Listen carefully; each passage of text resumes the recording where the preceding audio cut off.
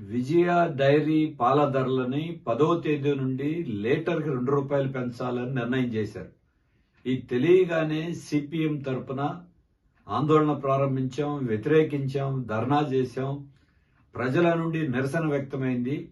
దీంతో ప్రభుత్వం యాజమాన్యం దిగొచ్చి దీన్ని అమలును వాయిదా వేస్తున్నట్టు ప్రకటించారు. ఇది ప్రజా పోరాట విజయం. అయితే వాయిదా వేశారు, పూర్తిగా రద్దు చేయలా. ఇప్పటికైనా వాయిదానే కాకుండా పూర్తిగా రద్దు చేయాలి. 4 నెలలు ఏప్రిల్లో పెంచారు ₹2. మళ్ళీ ఇప్పుడు అన్ని రెట్లు పెరిగిపోయినాయి.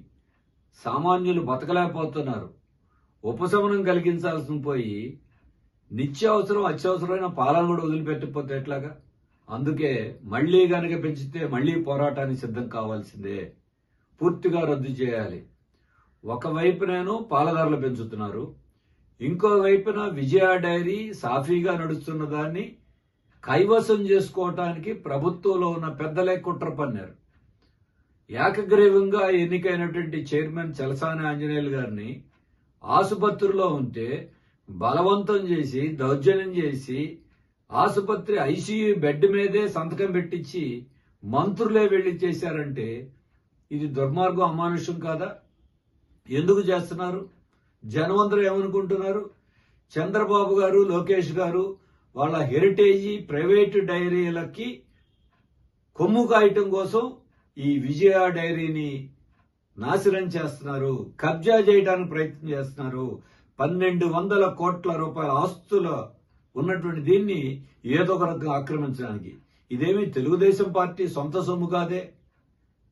ఇది ఒక సహకార సంఘం. డైరెక్టర్లని ఎన్నుకుంటారు, వాళ్ళు చైర్మన్ ఎన్నుకుంటారు. నడుస్తోంది. మీకేంటి మధ్యలో? అంటే అంతా మీ పెత్తనం ఉండాలా? మీ కంట్రోల్ ఉండాలా? మీ ఆదాయంలోకి పోవాలా? ఇదేనా? ఎవరిచ్చారు అధికారం? లక్షల మంది రైతుల యొక్క పెట్టుబడులతో పెట్టారు. కష్టపడి వాళ్ళు పాలు అందిస్తారు, వినియోగదారులు కొనుగోలు చేస్తారు. మరి దీని మీద మీ పెత్తనం ఏంటి? మంత్రులు ఏంటి?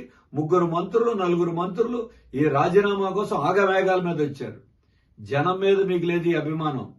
పాల ధరలను అదుపు చేద్దామని దాని మీద లేదు. పెద్ద పెద్ద కంపెనీలన్నిటికీ భూములు ఇస్తారు, కార్పొరేట్లకి రాయితీలు ఇస్తారు, డబ్బు ఇస్తారు. కానీ విజయ డైరీకి ఎప్పుడైనా ఒక న్యాయ పైసా సహాయం చేశారా? బుడమేరులో మునిగిపోతే కూడా పట్టించుకున్నారా? ఆ రోజు లేదు. కానీ మీకు మాత్రం అధికారం కావాలి, పెత్తనం కావాలి, దీన్ని కబ్జా చేయాలి. రాష్ట్రంలో ఉన్న సహకార పాల సంఘాలన్నింటినీ నాశనం చేశారు, మూతపడిపోయింది. నడుస్తుంది ఇది ఒకటే. దీనైనా నిలబెట్టాలి.